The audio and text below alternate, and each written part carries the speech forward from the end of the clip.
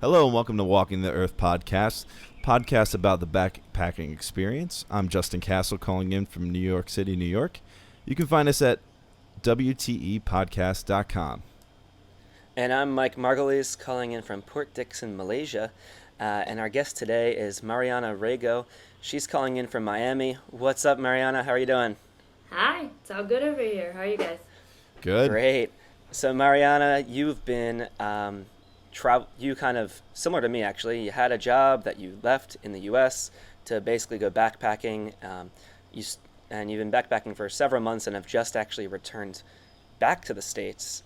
And you've been blogging on your blog, the Living Experiment blog, as you've been along the process. And I guess you were telling us before the call that you kind of view life itself as kind of an experiment, which is what inspired the name. So now you're back home, and how are you feeling now?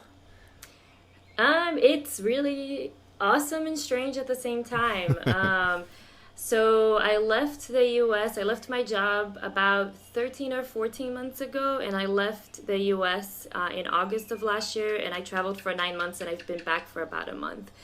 And I feel it was really weird when I first arrived. When I first came back, I went to New York first, which is where I lived my whole adult life before leaving. And I felt immediately the second I stepped off the plane, I was back in New York. I was back home. I felt like the little competitive lion inside of me was about to crawl out, and people were rude, and it was great. And I was like, I'm home. I started talking with a more New York accent. It was really funny. So the first couple of days was great, and then I started seeing like the veneers started wearing off a little bit, and I started seeing all the things that I wasn't so happy to come back to. The fact that everything's overly scheduled, and Right.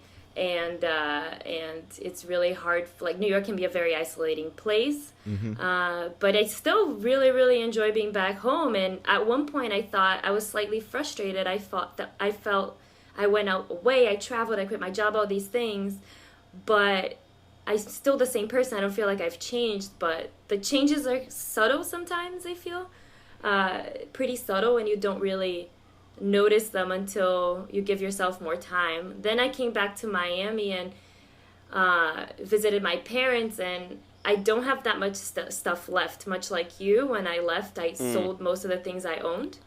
Right. And then when I came back to Miami, though, I opened my closet where I had stored all the stuff that I had brought down here, and I was like, why did I bring this stuff? Like, why do I need a Clarisonic, and I have way too many shoes, and like my sock drawer doesn't even close right, I have so many socks, like that makes no sense. Like, I didn't need all this stuff. So I kind of had like this like impact of having a lot of stuff, and trying to get rid of that. So it's funny, it's kind of an adjustment, because I feel the same but different at the same time.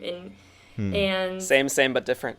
It is same but different. It really is, because I feel it at the same time. It's weird because I'm trying to not let myself slip. When I was in Australia, for example, in Perth, I stayed with a couple I had met in Mongolia, and they had come back to Australia after a year of travel a few months before, like 6 months before I came back to the U.S. And for them, they said immediately, as soon as they got back, they just slipped into everything. And I just don't want that to happen to me. I want the lessons that I've learned from the trip to stay with me. So I'm just trying to keep the flame alive while I try to figure out whether I want to stay and plant down roots, and if so, where, or if I'm just going to go and take off again. And my parents are trying really hard to convince me not to take off again, selfishly, so they don't have to worry.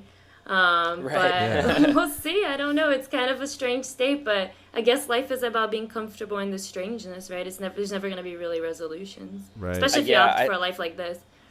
Well, yeah, life is all about change, and I agree with you. It's about, are you adapting to that change rather than trying to force it into something, I think.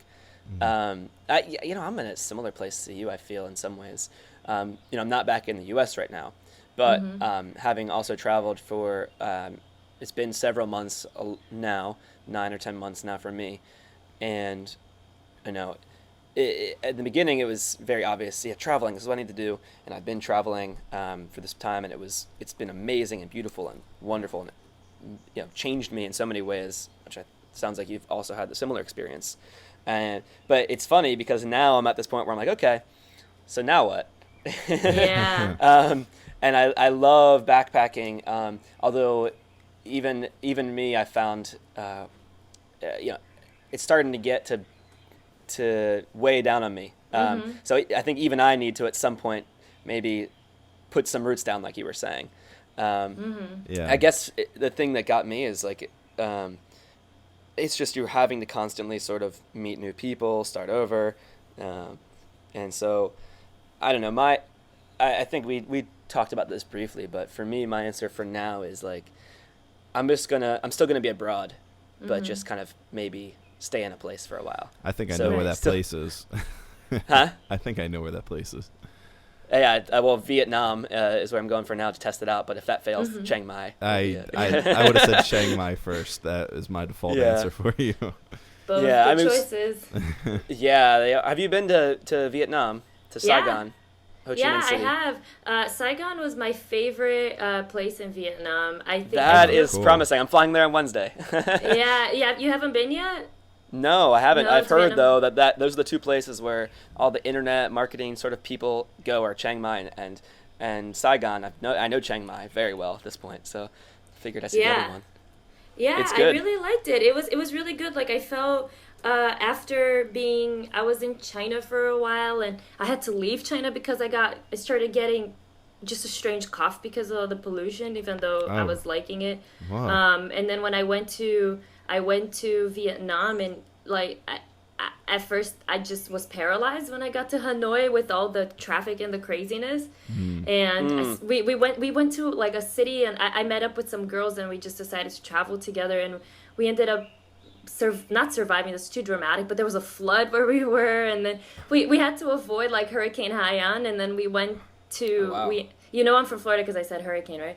And we ended up going actually north instead of south, because it was predicted to go south, but then we were in the path of it. So anyway, so I think that Vienna was kind of bizarre for me. It was just a lot of natural weird things going on. But when we got to Saigon, I felt it has the best, because it still feels very much Vietnamese, but you have all the wonderfulness of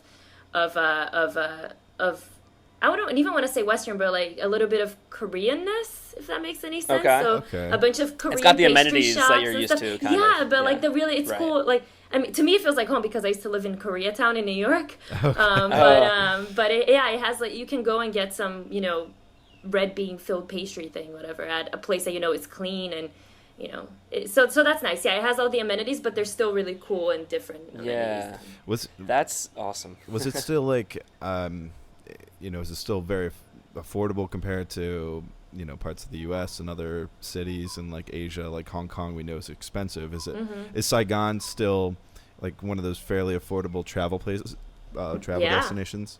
I didn't try to get an apartment there, but I have a friend who lived there two Brazilian friends who lived there for a while, and it was pretty affordable. And yeah, even if and the street food is good. The food in Vietnam gets better as you go south, in my opinion. So, so the best food you're gonna hit is probably in Saigon.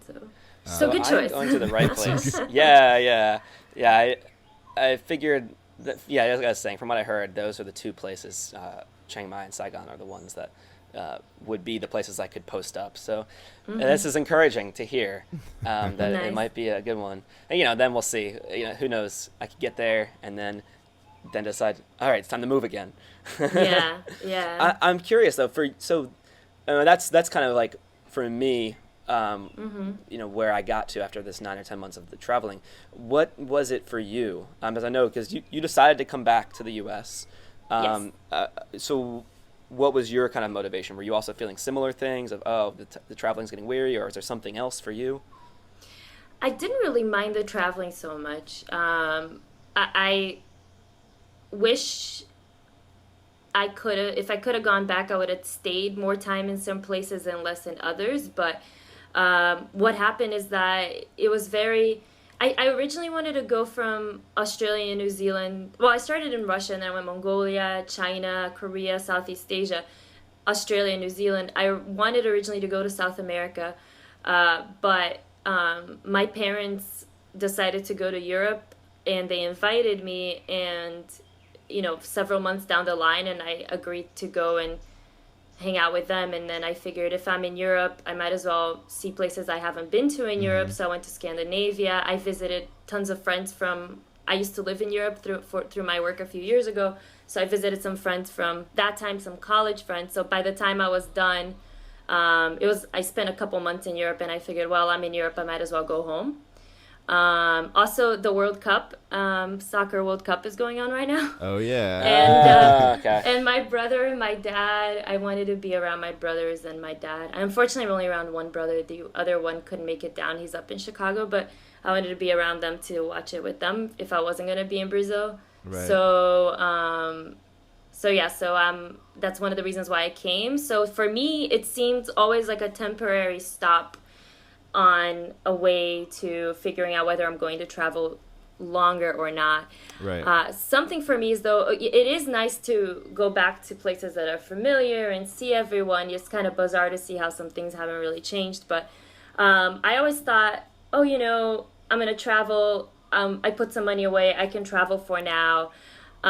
Let's see what happens money-wise when I'm going to need some money or not. And when I started blogging, I didn't really think I was going to try to make it into a business when I first started it. And then I thought, well, maybe why not?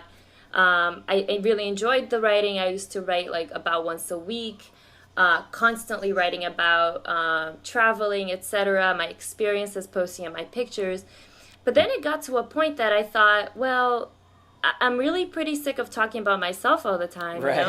Yeah, that's how I felt with this podcast, actually. The first 5 episodes, I was just talking about myself, and then I was like, man, this is getting really lame, just talking about myself. Then we started bringing on guests. There's only so many questions that's I can great, ask Mike, Hey, Mike, where'd you go today? Oh, Right. Oh, great. Did you try any new food? No, okay. And my story is still interweaved, of course, into this podcast. Right. But I think I like the show format a lot better now, or I don't like to be the focus of this thing. I'd like to bring in as many diverse perspectives as possible. As I think, everyone's got unique stories, and different people can latch on to different things. Yeah. Yeah. No, I think that's amazing. And unfortunately, I'm not a very good writer, not about myself. So I'm still trying to figure out how to make that not so much about myself. And so it's something that I'm trying to negotiate and trying to figure out how to. What about guest bloggers? Yeah, no, that's something. And I've guest blogged on other blogs, but about my experience. So, Right. So it's something that I'm trying to negotiate and try to figure out. But I realized when I changed the blog I thought I'm going to take a break from the blog. This was a few months ago while I figure out what I wanted to be after I decided I didn't want to write about myself. And I consulted with some successful bloggers. And they said, well, you need to if you want to make money from blogging, you need to find a niche. You need to have something that is unique about you. You can't just be like the person who just quit their job and travels the world, because everybody does that. Right. So I thought, what's my niche? Whatever. Where I really like philosophy, I like writing about philosophy. Came up with this really convoluted, I'm going to write about philosophy and try to not be sneaky about it and not get people to notice it. And it just it just didn't work. And, I just decided... I decided I didn't have a passion for it. I didn't want to be forced to make my money from writing. And that's what was happening when I was put that pressure on it. I just couldn't really create. And it wasn't an outlet for me anymore. And I was trying to put this pressure to make it something that it wasn't originally intended to be. So I decided, well, maybe I don't want to try to be a professional blogger. Right. So I just write for fun now. Literally, I just write for fun and whatever comes to my mind, and I don't really care as much. still want to do something good, but I decided I didn't want to make it into a business. But then it's what do I do for money? What do I do to eat, Right. So, So what have you opted for? What have I've been on your page, it looks like you're still putting up articles, even though you've been in hiatus. But just for fun. Just for fun. So right now, are you just, again, living off of that nest egg of saved money, or are you actually going to try to start working again or do something on the road maybe? So originally, when I first got back, when I was first in New York, I could see myself immediately going back to work. Really? Like yeah. you got there, you're like, oh, I'm ready to work again. Like, I belong here. I immediately felt like, I remember the part of me that I hadn't been thinking about for a year, and I was like, I could definitely jump back on the horse today. Yeah. But then with just thinking, I thought, well, but there was a lot that I wasn't enjoying about that anymore. And it all became really real when I had to sit down with my old boss, and he's like, well, you could get a job here if you want. And he's like, do you want it? And I froze a little bit, and I said, no, I really don't, Wow. Wait. So break it down for me. Were you dressed up in a business suit, sitting together, talking over, over coffee about this, or this is just a more informal conversation? No, it was informal because he's like a second dad to me. Okay. And like, I love my dad a lot, but he's just kind of like a father figure, like a New York father figure. Yeah, and he had a lot of he followed my blog the whole time. Like, he would always read it, and I thought that was really nice. So when I was going to town, I said, hey, I'm coming by, and he's like, you should come by and say hello. So I did. So I was like in jeans. Like, I didn't even try. I was like in his office, but I was in jeans, and no, but I'm lucky that I have people who have believed in me along my career, and right. see value in the work I've done, and will still give me a shot, would still offer to give me a shot after I've said, to hell with this, I'm leaving. But I just decided that at that moment that it was not something I wanted. And I used to work in finance, and right now where I stand is this, I think. I know for a fact I don't want to try to make the money from the blog. Right. And that's fine. That's perfectly fine. Yeah. Like, I think it's good you've come to terms with that. Like you don't, it's your love child. It's not a money-making machine. Yeah, not to say that if somebody came up to me tomorrow and like, we're going to pay you this much a month, if you like, I would say no, but like, it's just like not something that I'm going to pursue, like, it's just not, I'm just not going to pursue that as an avenue for income. Then I used to work in finance, as I said, and I think that I've always been very interested in entrepreneurship. Ditto. And I think that's something that's very common with people that are sort of, that are a little bit more, creative or acknowledge their creativity, I'd agree with that. Right. So I think a lot of people are interested, and I always thought, oh, maybe I'll start a business at some point. And I thought, well, maybe why not now? Exactly. So I'm in Miami, and Miami is a really strange and awesome place, and it's changed so much since I left. After I went to college in Miami. Miami's where I grew up and where I went to college, and it's changed so much in the 7 years since or university for our international listeners. I grew up in Miami, and I went to University of Miami. But some people college is like high school. Right. Oh my God, that was confusing. So difficult. Yeah. So difficult with other people. Oh, college. They think you went to, like, I don't know. Anyway, so I went to, so Miami has like changed a lot. And there's this whole new community that's sprung up around art, and in a really derelict area where the first time a friend of mine from college is like, oh, we're going to go grab drinks in this place. And he gave me a ride, and we got there, and I'm like, are you sure you're not going to kill me? This is terrible. It's like a bunch of warehouses, but it's like really cool bars, and there's a really nice art scene, and there's art everywhere, and there's really creative people, and like a coffee shop open there, and that's where everyone goes to work. And it's just like in the middle of an abandoned part of downtown, and it's really cool. And then there's a couple incubators that have sprung up, and people are trying to bring their businesses. There's a lot of techie related things, but not really apps that say, that do one thing or whatever, but more like business to business or healthcare related or education related.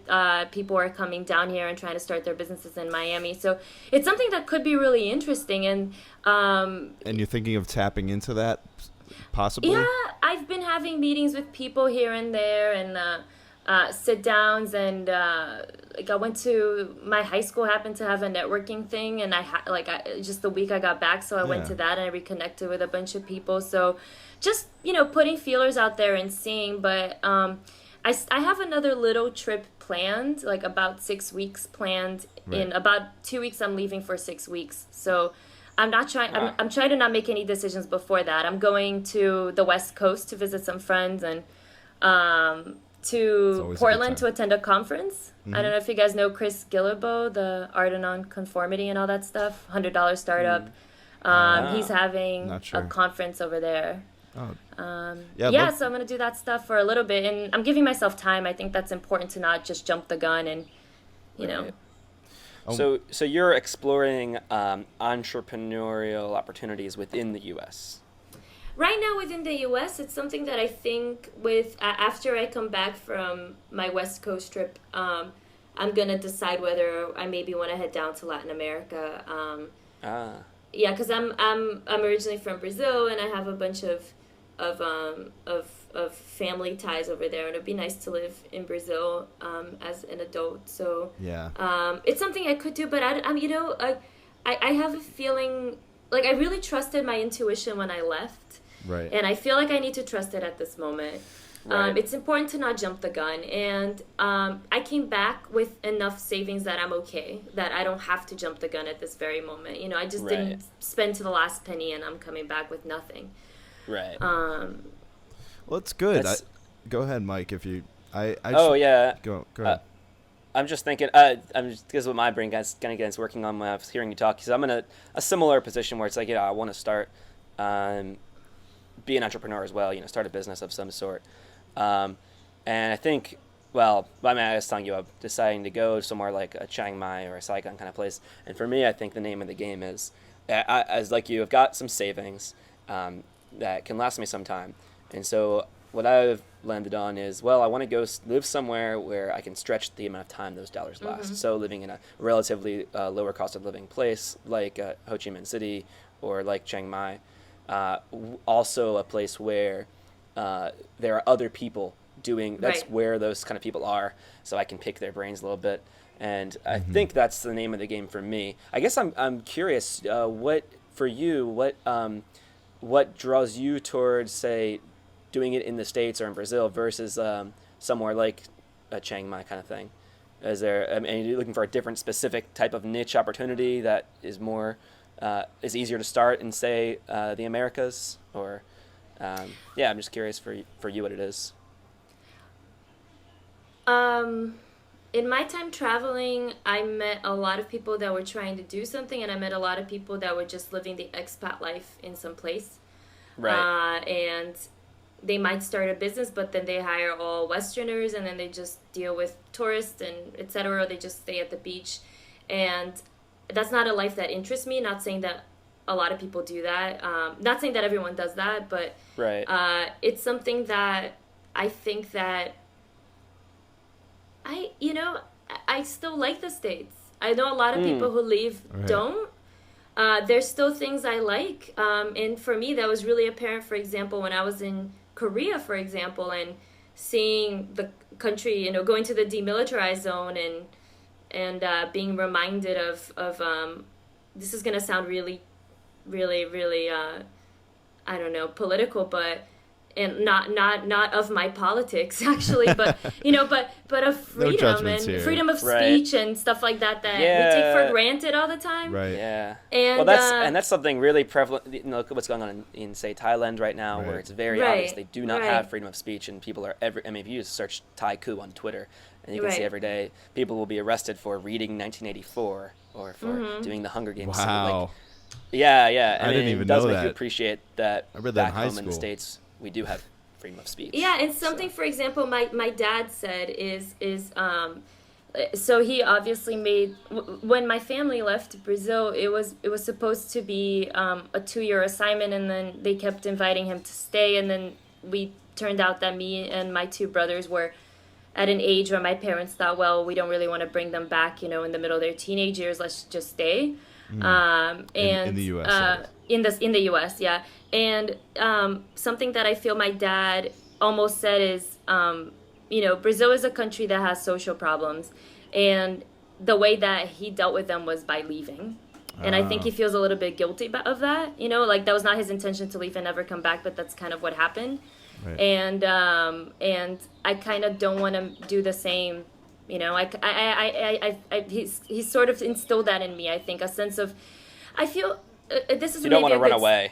Yeah, I think that's a good segue to go into, actually, because something that I've been really thinking about is duty, and do we have a duty, or do we have duties to our communities and places and what about your family? And, isn't that a big draw for you? We talked about this in our last episode that we recorded. Family. It was towards the very end of the episode, but don't you have it sounds like you have a strong draw to your family, and why not say it? Why not admit that? If there's I'm sure there's all these other motivations there, but traveling, that's probably, I could see one of the biggest things I would miss would be being able to see my family in a bus ride or less, Yeah. No, that's definitely true. In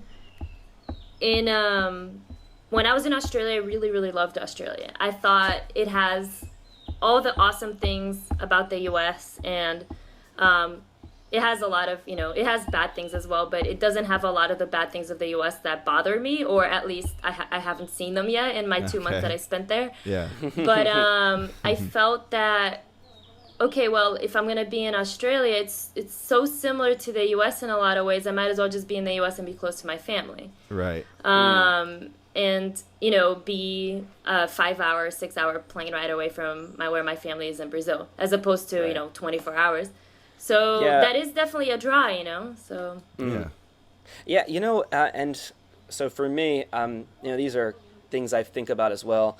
One issue I have, though, is like, I almost feel like there's not a specific place that's a home for me in the U.S. anymore.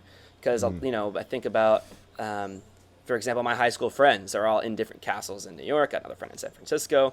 And I've got my family in Owings Mills, Maryland, but my friends aren't in Owings Mills. They're, in Baltimore. I could be somewhere, presumably, that's a medium distance from different people. But I don't know if there's any, one place that's home. So it's a very weird situation. And I think for me, you started to hint towards this. You were saying things that bother you about the U.S., and that have my set of those as well. There are things that I have come to appreciate about the U.S., having been abroad, like the fact that we get freedom of speech that we were just talking about. But the other side of it is, and I think you've actually made a blog post about this, there's some of the cultural elements bother me back home, where there's all this pressure to just kind of almost like it sounds cliche, but this conformity pressure to be a certain way, act a certain way, have a certain career of a certain stature, all these pressure that kind of I feel for me was suppressing my individuality. Right. Which has been another factor for me in terms of where I want to post up, and I guess the decision to make a new home in, say, Chiang Mai versus posting up in home. Well, do you feel that this is for both of you? Do you feel that pressure, isn't that pressure in any country, in any place that you're raised? If you're raised in India, if you're raised in Malaysia, if you're raised in Australia, to a family structure where you're one of 3 kids and your parents are working and they're trying to make a living, wouldn't you feel that anywhere? Is that right? Or is it different? Is it something different that you're thinking about? I think it is, except if you're a foreigner in that place, you're not really subject to that pressure. So maybe that's the true. I think I'm going to have to fish back to my experience as a child coming to the U.S. from Brazil, because when we first got here, my dad went to college in the U.S., university, and he already knew the culture pretty well, but he said, enjoy the first couple of years, the first couple of months that you're here, because you see only the good and not the bad. Right. But after a while, you start seeing, if you're really going to be a part of the community, which is, to me, the only way I could live somewhere, you're going to have to see the bad. And you have to see the good and bad in places and people and everything. And to be able to love something, you can't just put, your rose-tinted glasses and just look at the world that way. And that's true. If I were to go post up in Chiang Mai, I think I would ultimately become very bothered by what's going on right now. Yeah, Right. you would be a citizen. I don't know if you'd be one, but you'd probably eventually have to get some form of I would be subject to the citizenship. laws, though, right? Yeah. I'm not going to be able to practice free speech. If I were to be in Thailand and talk about against the military coup or anything like that, Right. that would be illegal. So, I would be subject to those constraints. Yep, absolutely. So, but something that I actually had brunch this morning with my best friend from high school times, and we've known each other since we're 13. And she went to university away from Miami, and then she came back, and she's been here since then. And it never crossed my mind that somebody who's come back to where they've lived and stayed here pretty much their whole lives would have these issues. And she said, yeah, you think I didn't have times that I wanted to leave Miami? I had to find a completely new group of friends about 3 years ago because I just didn't feel I could relate to anyone anymore. Right, yeah. And it's all about finding your people. And she said, this is great that, what you're doing. In my time in Miami, I've been meeting with people who are involved in the new entrepreneurship and the new art community. Right. And it's in finding those people is great because I can see, I'm seeing my city through different eyes. Right. And seeing how there's people who are here all along, and we're all just looking for each other. And it's sometimes you don't have to leave; you can find those people here. Yeah, That's true. So you can find your kind of people. So I can go back to the U.S., for example, and just find the kind of people I really exactly. Yeah, you want to be somewhere where you connect with the energy, where it allows you to be productive and creative. But at the same time, you might have to work to find your people, and there are great people trying to make change, and and for example, I think that the cultural pressure you'll experience it once you've been in one place. You'll experience it anywhere. So coming from Brazil, I remember the set of cultural norms and pressures that are there. Right. And the one here, and for example, one of them that I thought was like my aunts, every time I would go down to Brazil when I was a few years younger, they would say, do you have a boyfriend? Do you have your boyfriend? Why don't you have a boyfriend? If I didn't have a boyfriend when I did, they'd be like, oh, great. But the whole thing was like, at one point I got so mad because that's the first question my grandmother would always ask when I called. And I got so upset. And then one point it dawned on me. This is what they view as the path to happiness. And they want me to be happy. They're not trying to make me fit in because of any other reason other than they want me to be happy, and this is the only path, or not the only path, but the main path they see, the path they followed. And I think that, like I said, hearkening back to what my dad had said about, there's a lot of issues here, and the way I dealt with them is I left. I think that, if we're gonna create a United States that's what we wanted to reflect, we have to be here. There have to be people here. We can't all be running away. Right. Not saying that you're, but we can't all just be traveling all the time. Like, some of us need to stay and eventually take up and be the voice. Leadership positions. And be the voice and take up leadership positions, and not only work against the system, but work with the system. So I think that if there's enough of us, which I think there are, we just all need to find each other, we can make better communities. And it's amazing to be in Miami. It really is amazing to be in Miami, to see it changing. Such a suburbanized city that, all about chain restaurants, and with South Beach and just partying change right before my eyes. It's so incredible. And a lot of people are coming back, and so many people that they recognize they had a brain drain problem, and they're like, how do we bring all the smart people back? And it's amazing to see so many people come back. It's great. I might want to be a part of this. This is what I think I might want to be a part of, but I'm not sure yet. I'm not committing till later this summer. I'm very yeah. Put it off as long as possible. Yeah, living with the parents helps cut the expenses. I'll say that. Yeah. Hey, Mom, Dad, can I have some eggs? Can I please wear your kimono? That's all really.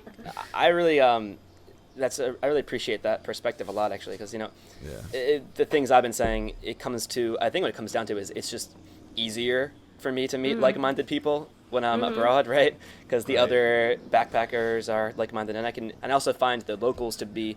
It gives me that spark of something new and different perspective, and that also is really cool. So Mike, for me, like, being abroad is this awesome place where I find like-minded foreigners and really interesting new perspectives from locals. But I think what you were saying is just equally as valid, where, hey, you know what, I can go back to the U.S. And can find the people that are my kind of people, and maybe it's something to say for like you were saying, people who want to see maybe some cultural shifts, to come back and be that, be the change you want to see, and be that positive influence. I think it's a really cool cool thing. Yeah, Mike, I think that you're, when you're traveling, I think when you guys are both speaking, I was, collecting what you're saying, and I think that when you're traveling, you're in a prime state. Like, you're in a prime state where you're by yourself. I'm assuming, Mariana, that you were also by yourself traveling. Is that correct? Yeah, most of the time. Okay, so you're by yourself. You're meeting people. You're being exposed to all these different things. And that allows you to open your mind, because you have nothing to hold on to. It's just you out there. Yeah. So you either adapt exactly. and survive, or you go home and, cry in your bed. What are you going to do?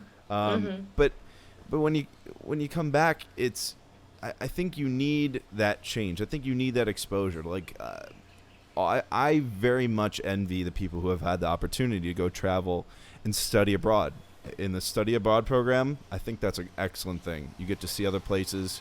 At the end of the day, you can decide to come home, or you can say, hey, I want to move elsewhere, or do what you guys are doing and go and travel the world for a year plus. And, then you make the ultimate decision. Do you want to come back home or not? And I don't know what the answer is for either of you, but I know that having that experience is very valuable. And I really commend Mariana when you said, bringing home the grassroots movement and bringing people back, coming back and having an effect on your environment. Because I watched a documentary not too long ago.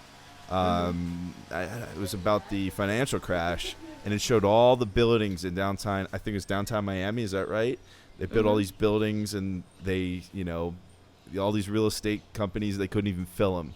And now here we are, what is it, 5 years later? What was it, 2008? So like 6 years later, and there's some stuff starting to blossom again. So, it's just, I think you need that experience to be able to allow you to change, and then, make a decision.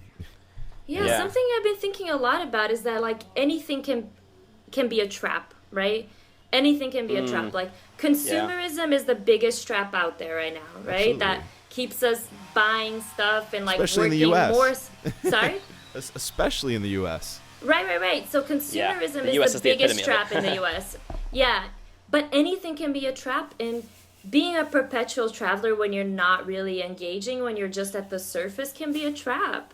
Because you're not really engaging on a deeper level. It's perfectly great for you to be like, I enjoyed my time traveling. I'm going to go set up shop in, I don't know where, like the middle of India, and stay here for a little bit and then go somewhere else. Or like, I don't know, some people manage to travel all the time and be intensely in their places and engaging.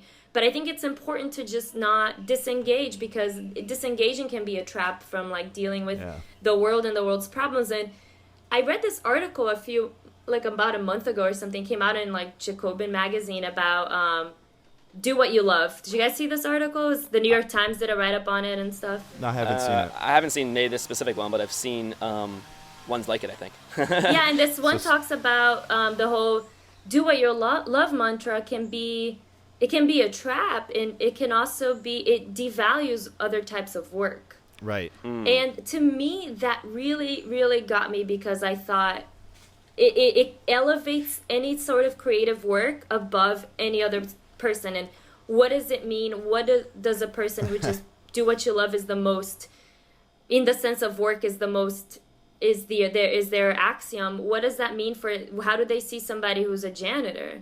Right. Nobody loves being a janitor. Do they see them as nothing? And that really got me thinking, Well, I don't. And I mean, I think I agree with what you're saying, but I think that there's aspects of work that people really like, and like for example, we had Mike. I don't if you remember our janitor from Timber Grove Elementary School. Yeah. I remember. He was awesome. Yeah, I don't know if I should say his name, but Mr. G, we'll call him that.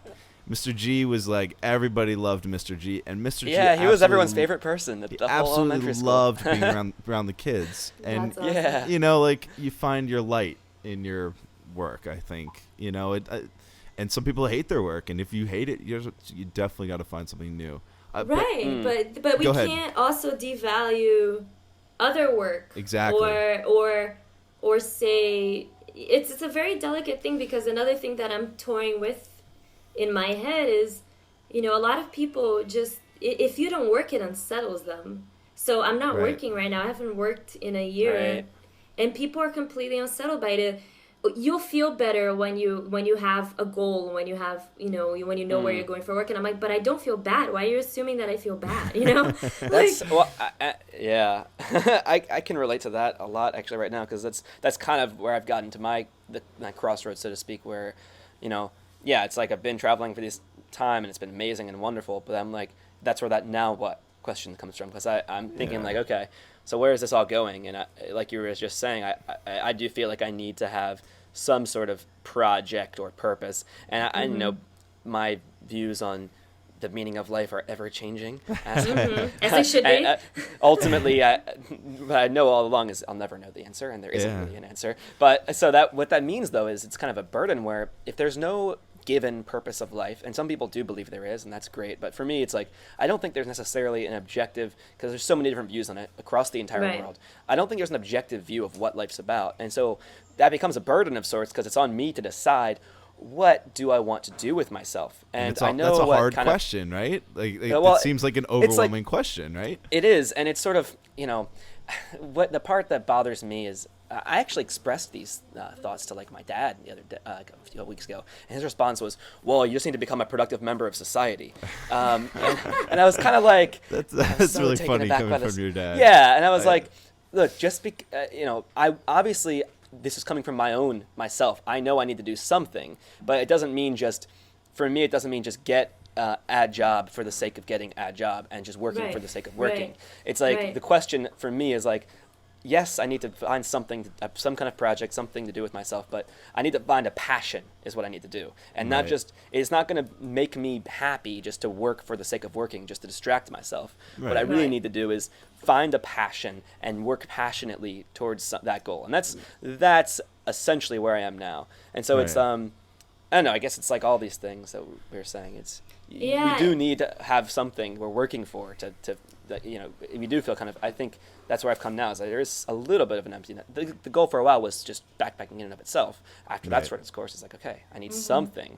But it's like, don't just do anything just to distract yourself, So like for me, I have a feeling that you guys might be the same way, but I've realized that I need to have my finger in lots of little different things for me to feel creatively satisfied. Absolutely. And my job that I used to have was so consuming all the time. Sometimes I'd be in the office at 4:00 in the morning, and then get out at night, and then just sleep, and then in the weekends just sleep to catch up on sleep, and I just felt drained, and like I wasn't exercising my creativity. And I don't think I'm ever gonna have, I think I've come to the realization I'm never gonna have one thing I'm gonna be really passionate about. Never. I'm always gonna have lots of things, and finding a passion can also be a trap, right? Because then it's so much pressure. You're like, oh, if I'm not doing something that I'm passionate about, like you put all this pressure on yourself, and that's how I used to feel. And you're pressured to find a passion.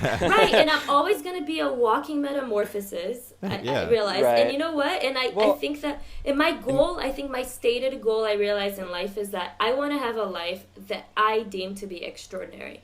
And I can create that. And I don't, that doesn't mean that I'm going to be the richest person, the most beautiful person, the person who did the coolest trips, but that I did stuff that I wanted, because the opportunity to do stuff that you want is so rare that if you are able to do it, if you are of the, if you are if you were able in life to have the opportunities to save up enough money to be able to go out there, and you have the emotional makeup that you were able to let go of everything and lean into the fear, to be cheesy, and do it, you have to do it. And to me, like, my life so far, like, I was having a chat with my dad, like, the other day too, and I was like, if I die today, I think I would be happy because I've lived multiple lives. And that's what I want to do. I've seen that everyone that I've admired, that I felt has had an extraordinary life, has led multiple lives. They used to be in fashion, then they went into finance, and they did this and stuff. And that's what I want to do. Like, I want to live multiple lives, and a passion can be fleeting as well. You can be really passionate about this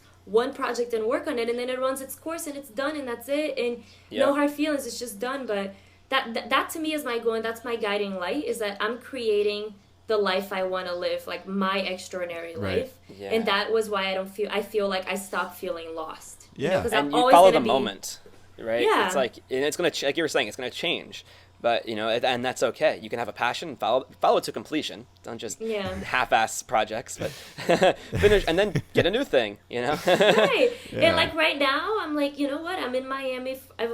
Before I leave Miami, I'll have been in Miami for a month, and this is my month of being really just hanging out and seeing friends, and having every once in a while having a meeting with somebody to talk about the entrepreneurial or the art scene in Miami, and seeing if it's maybe a fit here, but no pressure. Like right now, this is what my goal is just to hang out and not, oh my God, I need to go and have a project and stuff. Because a lot of times projects and schedules and timelines can be used as a trap, as something to keep you from thinking about other things, as a way to keep you from being alone with yourself, So it's just really hard to find the right balance all the time. Yeah, exactly. The balance between having that purpose, that passion, but also not being trapped and possessed by it.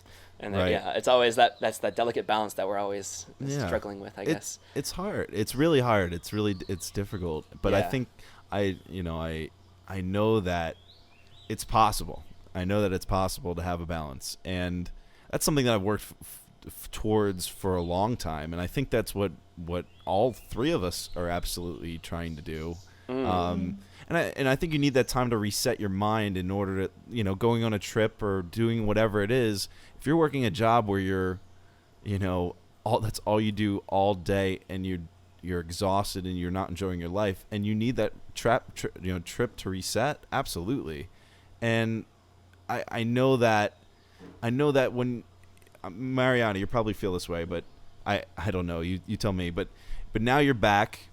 I'm clear-minded. You haven't had to work for a year, and now you can actually react as you're doing something. Like, I feel good about doing this entrepreneurship thing, and I want to do this. I don't have to do it. You're doing it out of love, out of choice, and you can have that work-life balance. If a project gets overwhelming and you're like, holy shit, I'm not sleeping, I feel horrible, now you have the ability to back off of it and take the time to evaluate. And the trip, I think, was amazing, is that I feel like materially, I've never been somebody who's had a ton of stuff. I've always tried to be somewhat minimalist. I like nice things, but I've always tried to not have a lot of them. But traveling's made me realize, like, living out of the little suitcases has made me realize how much less than I even thought I needed I actually need. Yeah. And once you live out just a small backpack, you're like, oh, I don't need that much. Yeah. And I'm looking. I've been down in Miami for about 3 weeks now, and looking at my closet, I've worn like the same 4 things the whole time, and including shoes. Like, I wear the same shoes all the time. Yeah. And I don't even own a pair of shoes. Oh, really? I only have sandals now. In Miami, we call sandal shoes. Oh, okay. Yeah, I just have sandals. It's the only thing I have. Yeah, so now, having lived through that, and I'm like, how much money did I spend in this time I was gone? I'm like, X. I'm like, wow, including housing. I'm like, I can live on X or a little bit more than X a year. I don't need to be looking for a job that's making tons more money. I just need to be able to meet X. Or I think that's a key thing you learn backpacking is just how little it does take to get by. Right. Also have a great the time of your life. It's hard. If you are in the day-to-day struggle and you don't have the opportunity to go explore and do all these journeys that you guys are able to do, or just haven't done it yet, I just want people to know that it is. I've mentioned it before. I've worked with career counselors, etc. You can have that balance. You can have that work life hobby balance. It's possible. You don't have to work the job where you're level VP and you're working all the time, or you're like Mariana, you mentioned one of your previous jobs where you're traveling all the time, barely sleeping on the weekends just to catch up. You need to be able, you need to value, you need to put a value to your time. You need to be able to say, I value being with my family. I value doing my hobbies. I value doing comedy, whatever it is, and create a pie chart or create a simple little graph and put the amount of time that you're currently doing it. And there was this process called, I don't remember the exact process, but it's work-life balance. And then they had a foreshadowing chart, and you had to write different steps you had to take. So you took your time from what it currently is divided into to what you want it to ideally be. Like, I want to spend 6 hours a week with my family. I want to spend 8 hours a week sleeping, 8 hours a night sleeping. Okay, that means you can't work for 12 hours. You have to have a job that allows you to work for 8 hours, get out, not get phone calls, be able to go to sleep, not stressed out, and go to an improv show at night or whatever. Well, this is the beauty of entrepreneurship, right? Where your money isn't tied to your time per se. Well, so. I want to caution you, Mike. Because I know people who have gone down that route and they put too much time. The entrepreneurship thing has overtaken their time. Oh, it can take over your life, but if so you need to have that. The way I would want to set it up is have some kind of, I don't know what it is, product or whatever. But the idea, it's going to take a lot of startup energy, but then not to be possessed by it. And if you set it up right, you can set up systems where, whatever you have, it's still selling, whether or not you're actively, you don't want your money to be tied to the amount of hours you're spending. You have your product, and then it can continue to sell even when you're not actively sitting there. Right. That's for me the appeal to entrepreneurship, I guess. Yeah, so something that I struggle with entrepreneurship with, though, is that I feel like, Sky Mall. Like, seriously, every time I fly American Airlines, and I fly them a lot because their big hub is Miami, is one of their big hubs, is they I just look at that and I'm like, does the world need this? Does the world really need this stuff? I just sit there and I'm like, I don't want to create, I think it was Philip Stark, the architect / designer. No, I don't think he's an architect anyway. But he's a designer, and he said, the first question any designer of anything needs to ask is, does something need to be designed? And I feel like a lot of times, people create things for the sake of being created, and that's something that I kind of struggle with, is I would like to get behind something that I know is necessary and needed, and not something that I'm just trying to make, a little widget that just so I can make money for myself, because then I don't feel like I'm really making society any better.